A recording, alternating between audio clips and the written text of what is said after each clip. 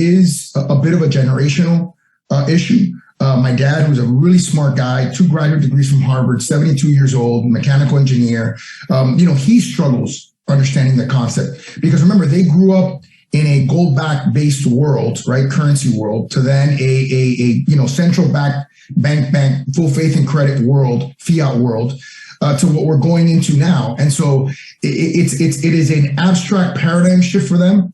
And then I think the third thing is that generation that is struggling to understand it is by and large the generation that's in power. I'm an anomaly. I'm 44 years old, mayor of a big city. I'm not the prototypical guy. You know what I mean? I like to say that I'm at an interesting inflection point in my life. I'm young enough to understand new technology and old enough to do something about it. Hi guys, this is Steve from Disruptive Wealth Creation. Today we are looking at some new innovations that are disrupting the Bitcoin space and could potentially lead to the next Bitcoin gold rush. Watch this video and find out why.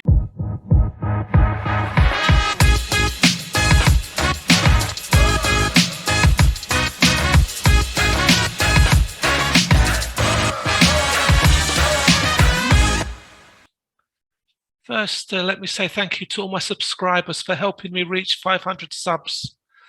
I started this journey in January and I've enjoyed every minute of it and made some great friends. Okay, so let's start with Jack Mallers, the CEO of Strike. The company brought out a new application for Strike in October of this year.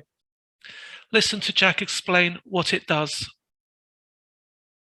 Is that when you line up your paycheck, you can go to JP Morgan Chase Bank, you could go to Chime, you could go to Strike. And Strike allows you to toggle and convert any percentage of your paycheck into Bitcoin so that the salary that you earn from working a wage can be paid in half dollars, half Bitcoin, 75% Bitcoin, 25% dollars, 100% Bitcoin. And the point in that is that saving accounts are dead. It costs more for a bank to custody your dollars than they'll give you yield.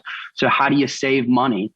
And can you get paid in commercial real estate? Can you get paid in precious metal gold bars? And we wanted a product for the individual consumer to say, hey, I want to save my non-working capital in Bitcoin because it's the best savings technology of all time.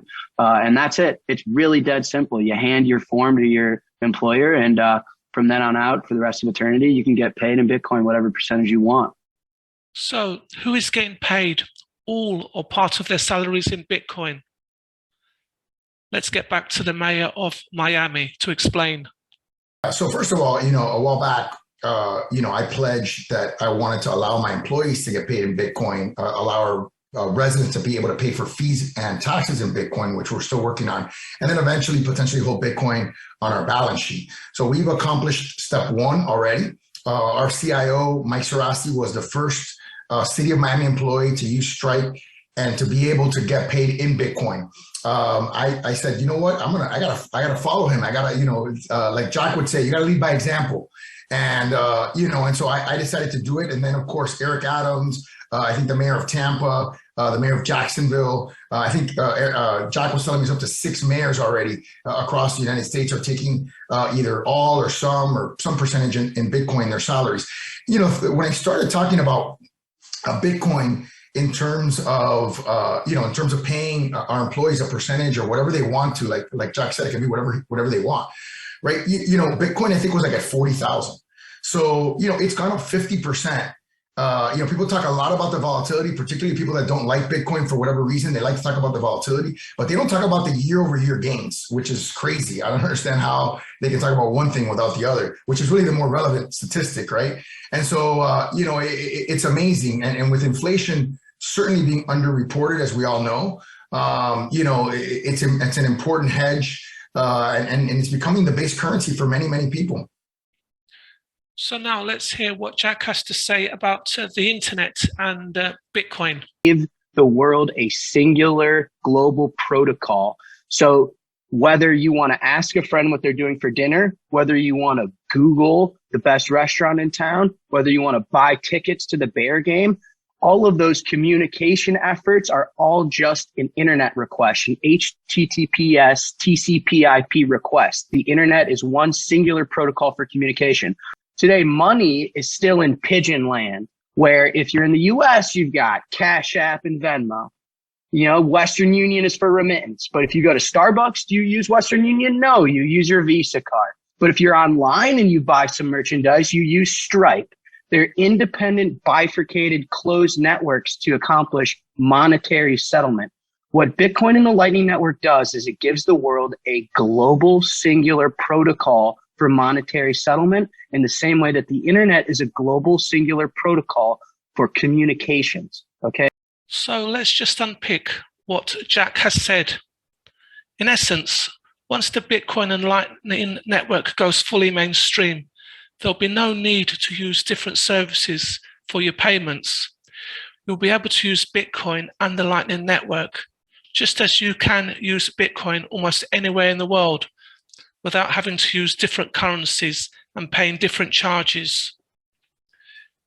You will also be able to make payments in the shops in the same way. Bitcoin is not just a store of value like gold. It also provides a platform for payments to be made and received anywhere in the world.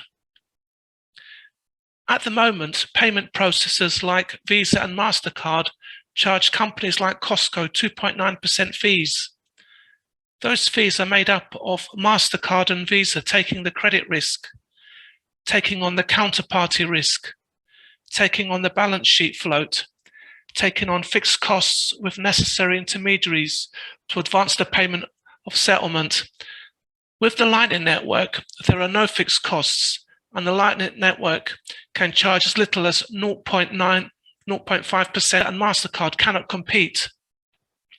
And the profit made by the Lightning Network will be 100%.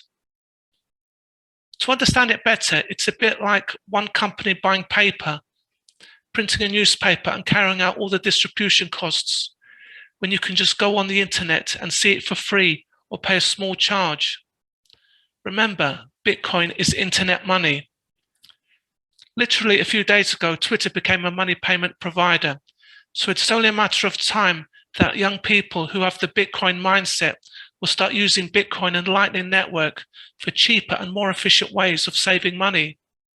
Of course, shops will not want to continue paying exorbitant fees to companies like Visa and MasterCard. So it will be a win-win situation for consumers and a win-win situation for Bitcoin investors. Let me know in your comments below. Do you think there's going to be a Bitcoin gold rush? My videos come out every Tuesdays and Saturdays. Don't forget to subscribe if you haven't already, and see you in the next one.